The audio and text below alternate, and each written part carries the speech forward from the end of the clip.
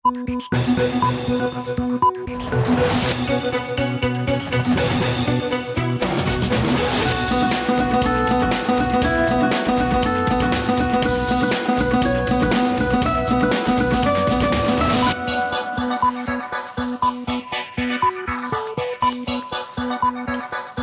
শুভেচ্ছা, স্বাগত রাতের মাছরাঙা সংবাদে। আপনাদের সঙ্গে আছে আমি সাবরিনা হাসনাত।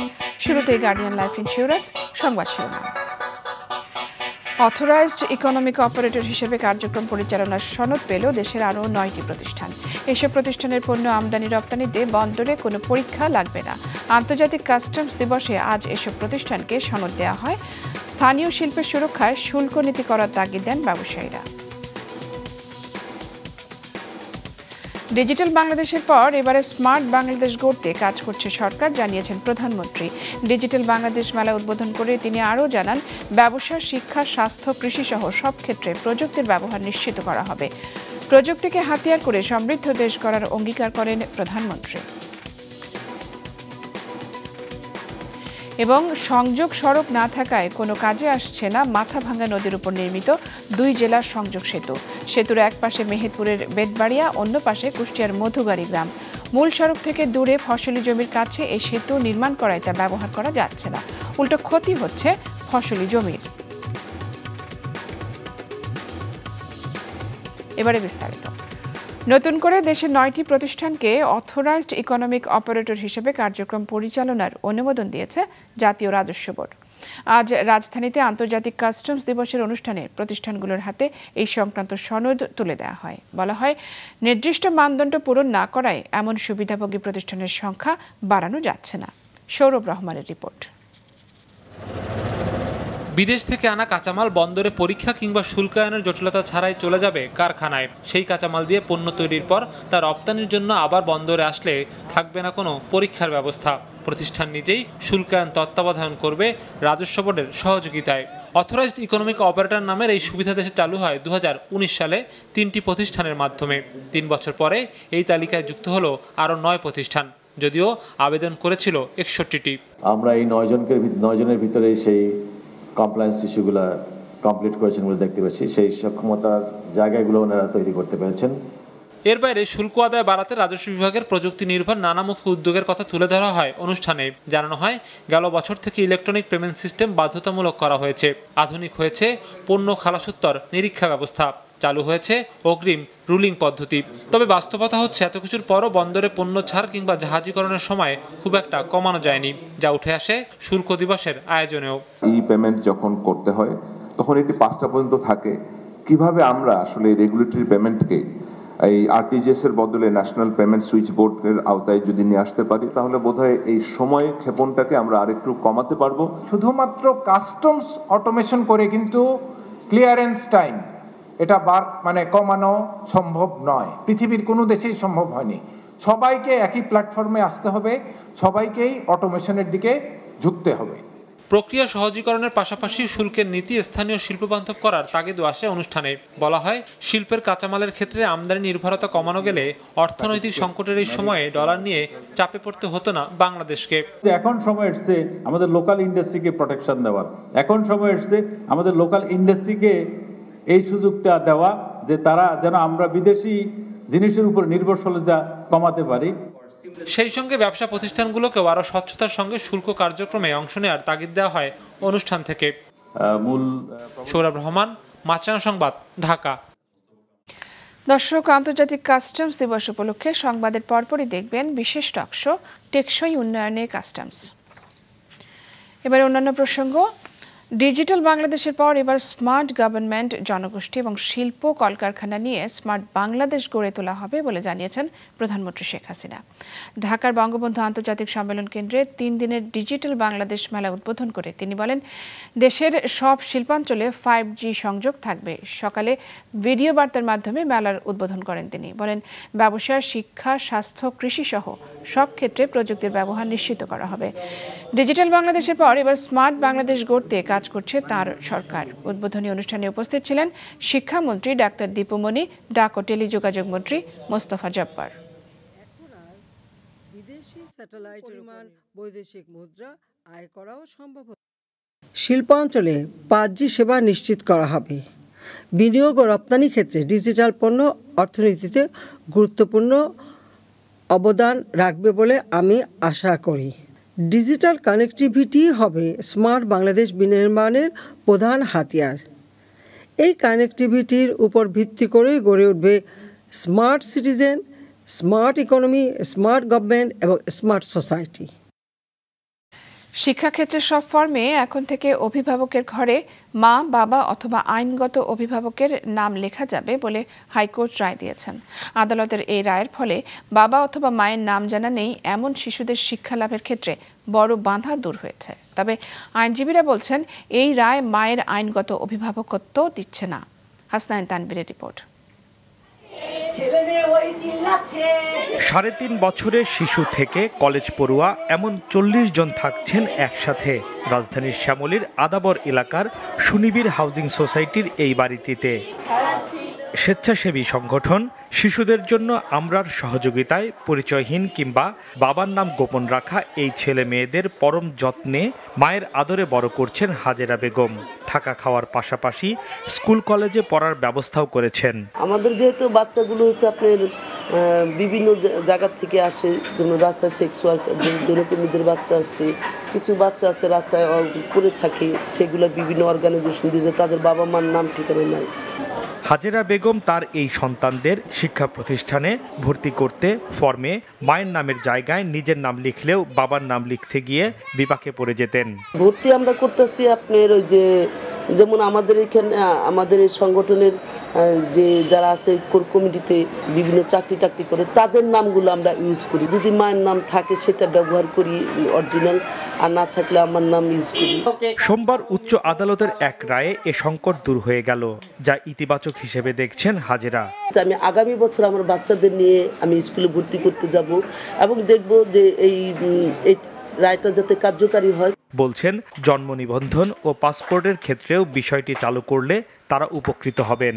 যেমন পাসপোর্ট করতে, জন্ম নিবন্ধন করতে, স্কুলে ভর্তি হইতে, তার যে কোনো কলেজ ভার্সিটি ভর্তি হইতে যেন এই জিনিসটা লাগে আপনার এই পরিচয়টা যাতে শুধু তার মায়ের পরিচয় বা তার অভিভাবকের পরিচয় দিয়ে যাতে কার্যকারী হয়।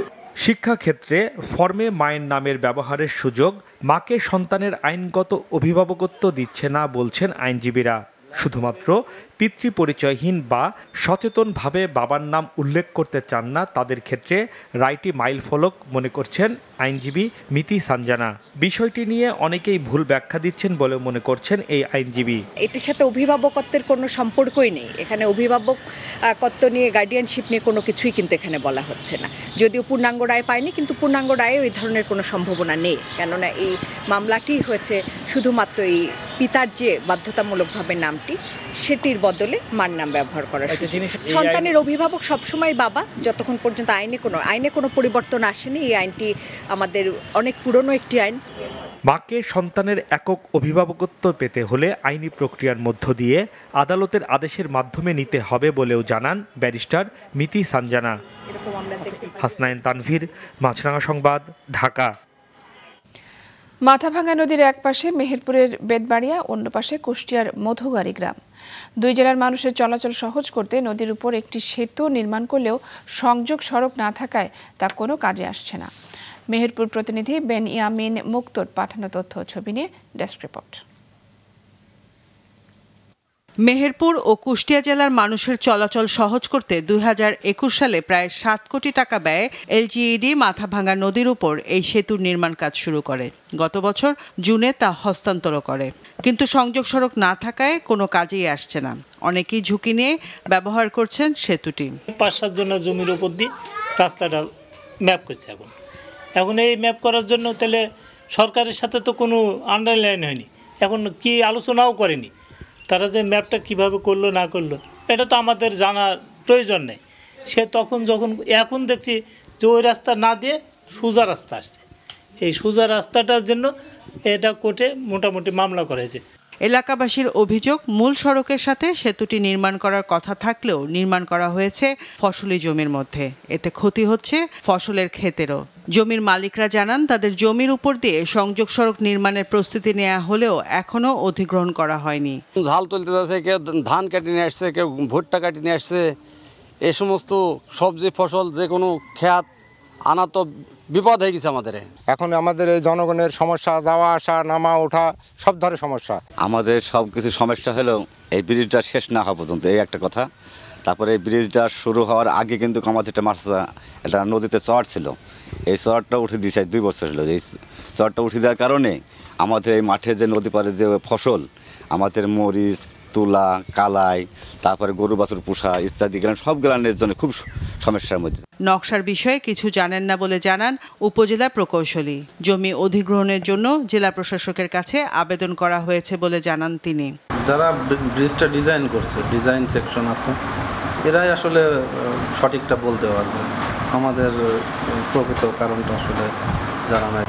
তো আমরা যেটা মনে করছিলাম যে হয়তো ব্রিজটা হওয়ার সাথে সাথে রাস্তাটা নির্মাণ করা যাবে, কিন্তু আসলে সেটা সম্ভব হচ্ছে না। এই কারণে আমরা সর্বশেষ যে পদ্ধতি জমি অধিগ্রহণ, সেই অধিগ্রহণের দিকে আমরা গেছি।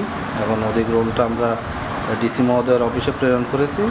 দ্রুত প্রশাসনিক জটিলতা সমাধান করে সেতুটি ব্যবহারের উপযোগী করা হোক, এমনটাই দাবি এলাকাবাসীর। মাছরাঙা, নিউজ ডেস্ক। উৎসব মুখর পরিবেশে দেশের বিভিন্ন শিক্ষা প্রতিষ্ঠান, মন্দির এবং বাসা বাড়িতে উদযাপিত হলো সরস্বতী পূজা। বিদ্যা এবং সুরের দেবী সন্তুষ্টি লাভে আয়োজন করা হয় নানা আচার অনুষ্ঠানের। সকাল থেকে চলে পূজা অর্চনা এবং অঞ্জলি প্রদান। মেধার বিকাশ এবং জ্ঞান লাভের জন্য বিদ্যা দেবীর আশীর্বাদ প্রার্থনা করে শিক্ষার্থীরা। বিভিন্ন মণ্ডপে পূজার আনুষ্ঠানিকতা ছাড়াও হাতে খড়ি, প্রসাদ বিতরণ, সাংস্কৃতিক অনুষ্ঠান, সন্ধ্যা আরতি, আলোকসজ্জা এবং মেলা বসে। বিভিন্ন জেলায় পূজার পাশাপাশি আয়োজন করা হয় আলোচনা সভার। প্রতি বছর মাঘ মাসের শুক্লা পঞ্চমী তিথিতে বিদ্যাদেবী সরস্বতীর পূজা অনুষ্ঠিত হয়। দেশের সব নাগরিক এক, এখানে কেউ সংখ্যালঘু নয়। সংবিধানেও এটি নিশ্চিত করা হয়েছে বলেছেন প্রধান বিচারপতি হাসান ফয়েজ সিদ্দিকী। সকালে সুপ্রিম কোর্ট প্রাঙ্গণে সরস্বতী পূজার বাণী অর্চনা অনুষ্ঠানে প্রধান অতিথির বক্তব্যে তিনি বলেন, দেশের সাম্প্রদায়িক শক্তি যেন কোনোভাবেই মাথা চাড়া দিতে না পারে। দুর্নীতি এবং মানি লন্ডারিংয়ের বিরুদ্ধে শক্ত অবস্থান নিতেও সবার প্রতি আহ্বান জানান প্রধান বিচারপতি। বিএনপির ভেতরে গণতন্ত্রের চর্চা নেই বলে মন্তব্য করে তারা কিভাবে দেশে গণতন্ত্র আনবে জানতে চেয়েছেন আওয়ামী লীগ সাধারণ সম্পাদক ওবায়দুল কাদের। রাজধানীতে আওয়ামী লীগের প্রধান কার্যালয়ে আয়োজিত এক সভায় তিনি কথা বলেন। করে আর ৭৫ ঘটানোর হুমকি দেয়। এদের আন্দোলনের নামে সহিংসতা, আগুন, সন্ত্রাস এইসব হবে জেনে শুনে আমরা কি চুপচাপ থাকবো? আমরা নির্বাচন পর্যন্ত রাজপথে, মাঠে আছি, থাকব। সরকারের পদত্যাগ ও নিরপেক্ষ সরকারের অধীনে নির্বাচন সহ 10 দফা দাবি আদায়ে আগামী সপ্তাহে রাজধানীর 4 স্থান থেকে পদযাত্রা কর্মসূচির ঘোষণা দিয়েছে বিএনপি। নয়াপল্টন অফিসে সংবাদ সম্মেলনে দলের মহাসচিব জানান, ঢাকা মহানগর উত্তর বিএনপি 28 জানুয়ারি দুপুর 2টায় বাড্ডা সুবাস্তু টাওয়ারের সামনে থেকে মালিবাগ আবুল হোটেল পর্যন্ত পদযাত্রা কর্মসূচি পালন করবে। 31 জানুয়ারি দুপুর 2টায় পদযাত্রা গাবতলী থেকে মাজার রোড হয়ে মিরপুর 10 নম্বর গোল চত্বরে গিয়ে শেষ হবে। আর ঢাকা মহানগর দক্ষিণ বিএনপি 30 জানুয়ারি দুপুর 2টায় যাত্রাবাড়ি থেকে শ্যামপুর পর্যন্ত পদযাত্রা করবে। 1 ফেব্রুয়ারি দুপুর 2টায় মুগদা থেকে শুরু হয়ে মালিবাগ গিয়ে শেষ হবে পদযাত্রা। 1 ফেব্রুয়ারি শুরু হচ্ছে 21শে বইমেলা। প্রস্তুতি চলছে বাংলা একাডেমি এবং সোহরাওয়ার্দী উদ্যানে। কাগজের দাম বৃদ্ধিতে বাড়বে বইয়ের দাম। প্রকাশকরা বলছেন তারা অল্প মুনাফা রেখে বইয়ের দাম নির্ধারণ করছেন এবারে।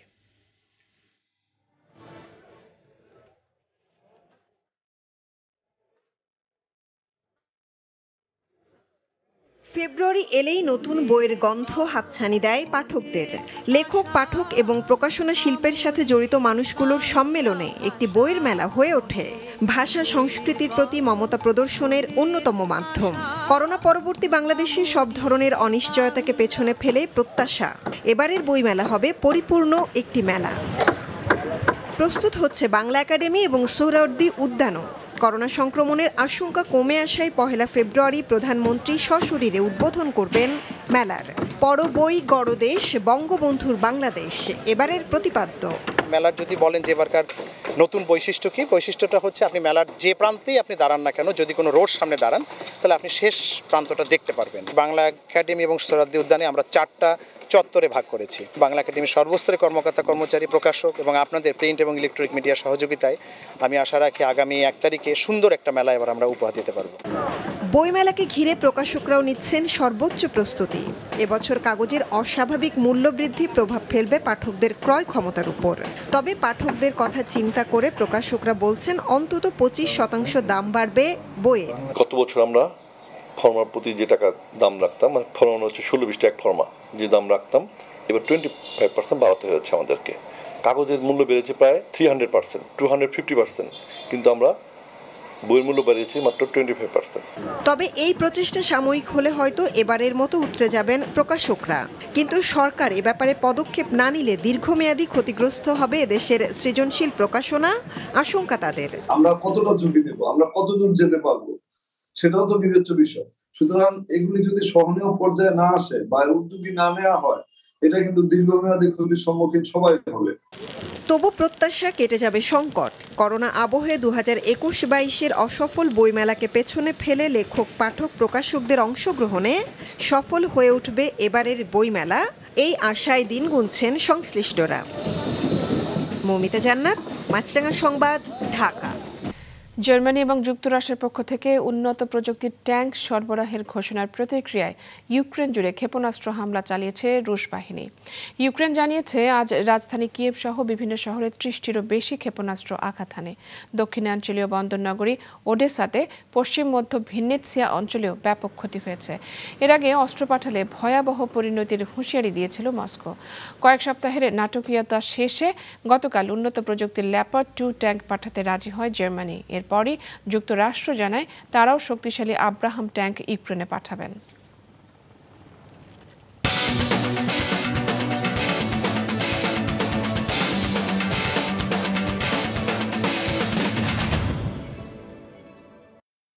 কাল থেকে শুরু হচ্ছে বাংলাদেশ প্রিমিয়ার লিগ বিপিএল এর সিলেট পর্ব। সিলেট ইন্টারন্যাশনাল ক্রিকেট স্টেডিয়ামে প্রথম দিনের 2 ম্যাচে মাঠে নামবে 4 দল। এর মধ্যে দুপুর 2টায় সিলেট স্ট্রাইকার্সের মুখোমুখি হবে রংপুর রাইডার্স, আর সন্ধ্যা 7টায় খেলবে চট্টগ্রাম চ্যালেঞ্জার্স, লড়বে ফরচুন বরিশালের বিপক্ষে। 7 দলের এই আসরে 7 ম্যাচ খেলে এককভাবে পয়েন্ট টেবিলের শীর্ষে আছে সিলেট স্ট্রাইকার্স। সমান ম্যাচে 2 পয়েন্ট কম নিয়ে 2-এ আছে ফরচুন বরিশাল, আর 8 পয়েন্ট নিয়ে কুমিল্লা ভিক্টোরিয়ান্স আছে 3-এ। 1 ম্যাচ কম খেলে 4-এ থাকা রংপুর রাইডার্সের সংগ্রহ 6। এছাড়া সমান 4 পয়েন্ট নিয়ে 5, 6 ও 7 নম্বরে আছে যথাক্রমে খুলনা, ঢাকা ও চট্টগ্রাম। সিলেট পর্বে 8 ম্যাচ থেকেই নির্ধারিত হয়ে যাবে কারা উঠবে শেষ 4-এ। সংবাদ শেষ করার আগে গার্ডিয়ান লাইফ ইন্স্যুরেন্স সংবাদ শিরোনামগুলো জানিয়ে দিচ্ছি আরও একবার।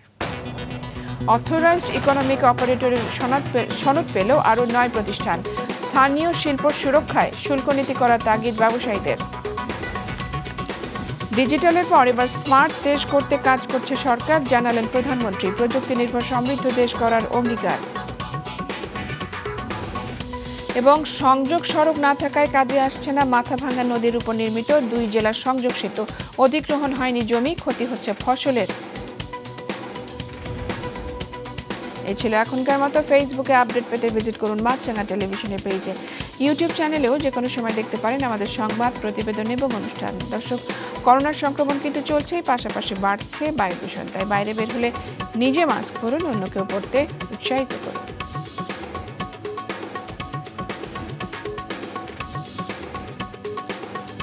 এতক্ষণ সঙ্গে থাকার জন্য ধন্যবাদ।